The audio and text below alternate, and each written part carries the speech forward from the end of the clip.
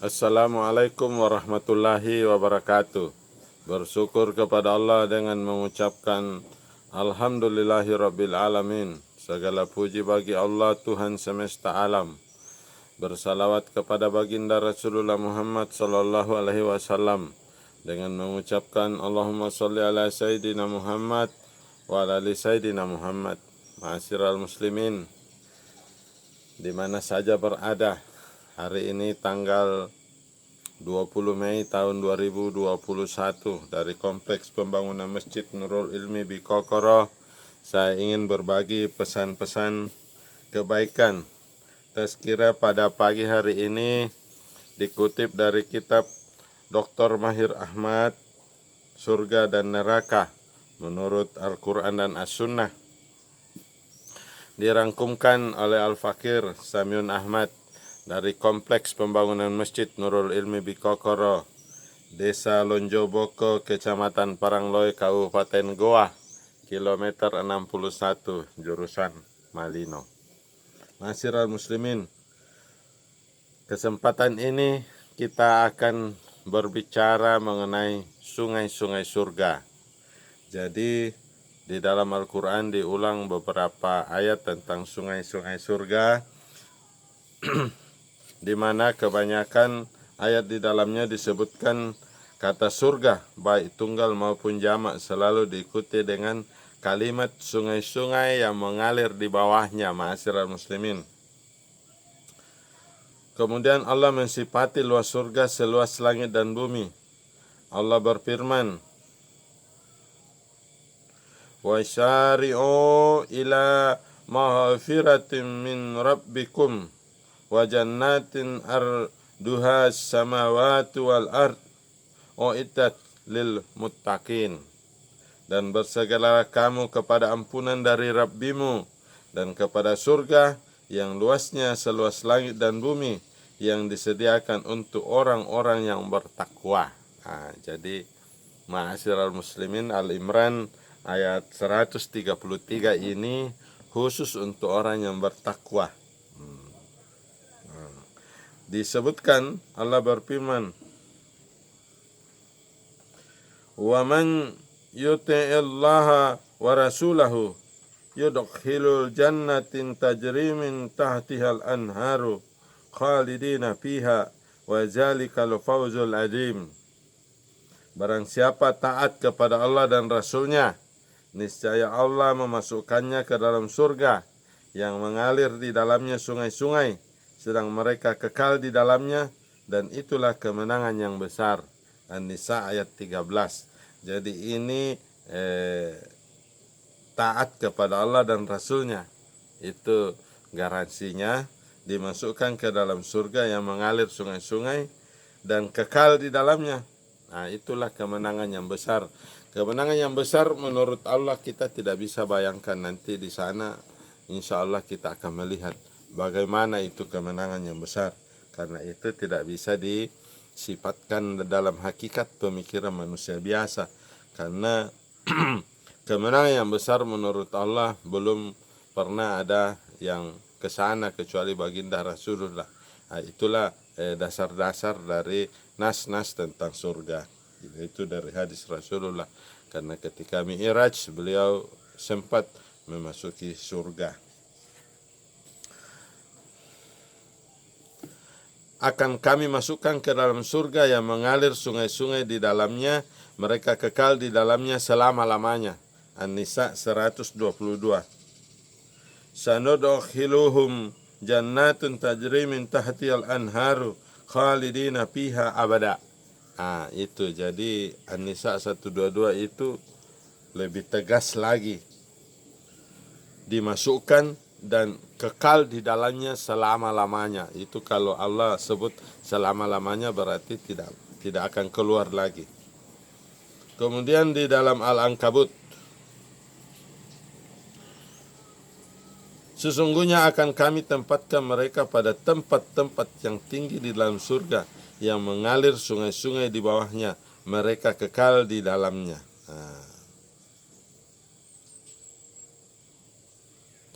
Lanubawi'annahum minnal jannatin ghurafan tajri min tahtihal anhar. Jannatun adnin yadkhulunaha tajri min tahtihal anhar, yaitu surga Aden yang mereka surga Aden yang mereka masuk ke dalamnya, mengalir di bawahnya sungai-sungai. An-Nahl 31.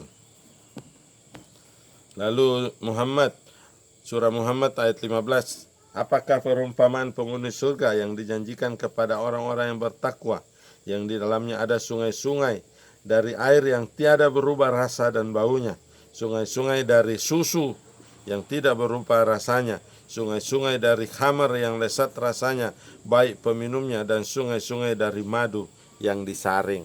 Jadi kalau surah Muhammad ini, ma'asyiral muslimin, lebih spesifik lagi.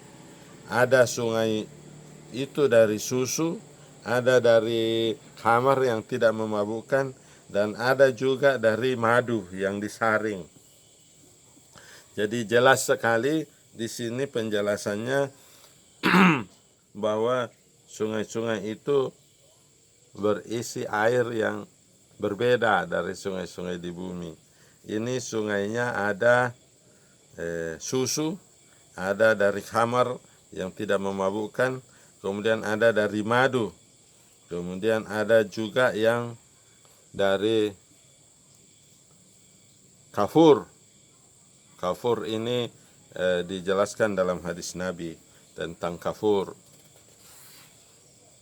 Anas bin Malik menuturkan Rasulullah bersabda, aku naik ke Sidrah, aku melihat ada 4 sungai.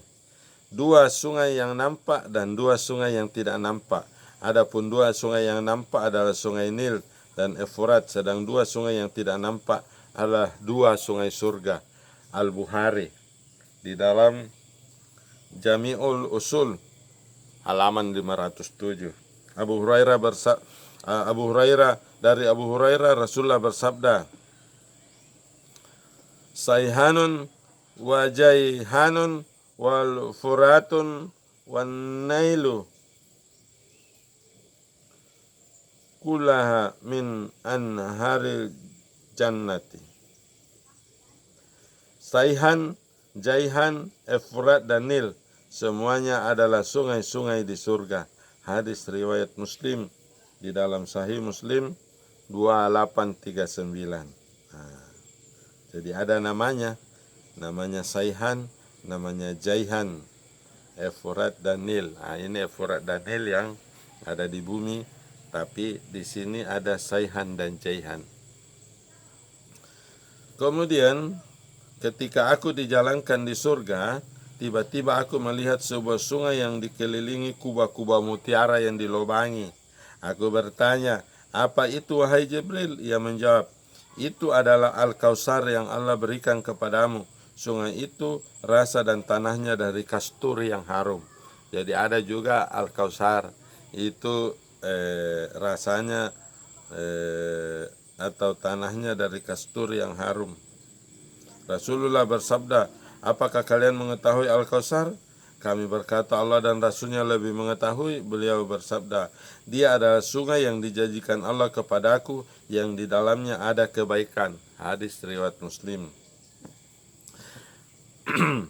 Rasulullah selanjutnya bersabda, dia adalah sungai yang diberikan Allah kepadaku, airnya lebih putih dari susu, lebih manis dari madu, dikelilingi burung-burung yang punuknya seperti punuk unta. Jadi ada burung-burung yang gede gitu ya. Itu hadis riwayat Ahmad. Tidak ada yang mengetahui bentuk, ukuran, luas, kecepatan, aliran, panjang dan lebar sungai di surga kecuali Allah. Hakim bin Muawiyah menceritakan bahwa Rasulullah bersabda, di surga ada laut madu, laut susu, laut hamar dan laut air. Kemudian sungai-sungai dialirkan setelahnya. Itu dalam riwayat hadis At-Tirmizi di dalam Jami'ul Usul halaman 507. Syuhada berada di Sungai Barik, sebuah sungai di pintu surga, di dalam menara hijau yang mengeluarkan rezeki untuk mereka dari surga pada waktu pagi dan petang. Hadis riwayat Ahmad, At-Tabarani dan Hakim di dalam Sahih Al-Jami nomor hadis 3636. Kemudian pertanyaannya, ma'asyiral muslimin, dari manakah sungai-sungai surga mengalir?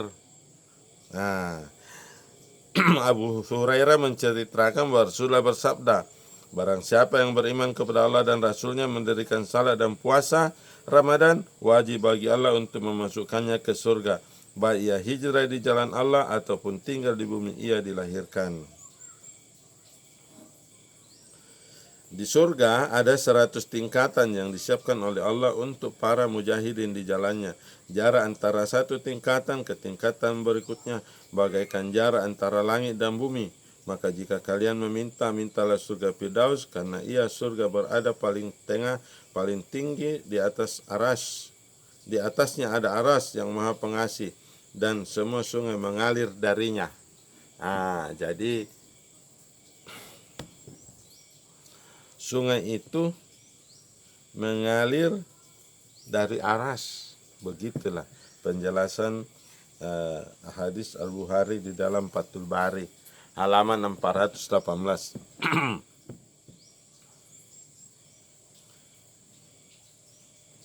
Disebutkan, aku dinaikkan ke Sidratul Muntaha, pepohonannya seperti tempayan negeri Hajar dan dedaunannya seperti telinga gajah.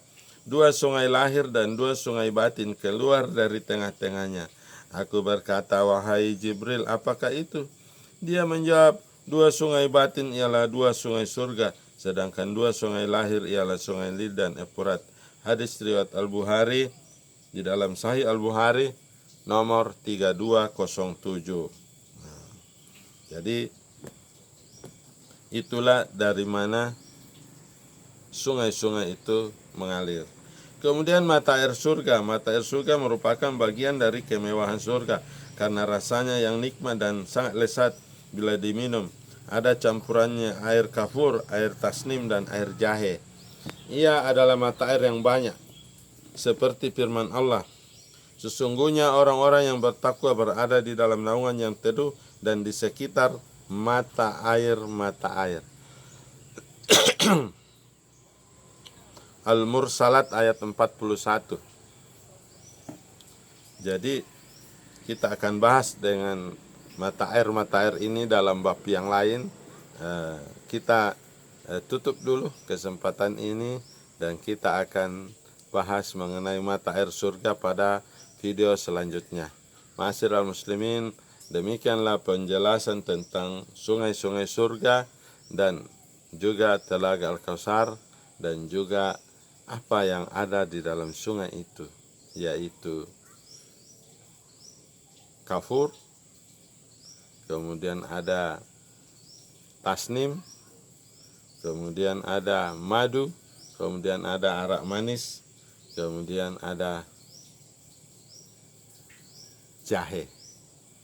Begitulah Allah menyediakan untuk orang-orang yang beriman. Wabillahi taufiq wal hidayah. Assalamualaikum warahmatullahi wabarakatuh.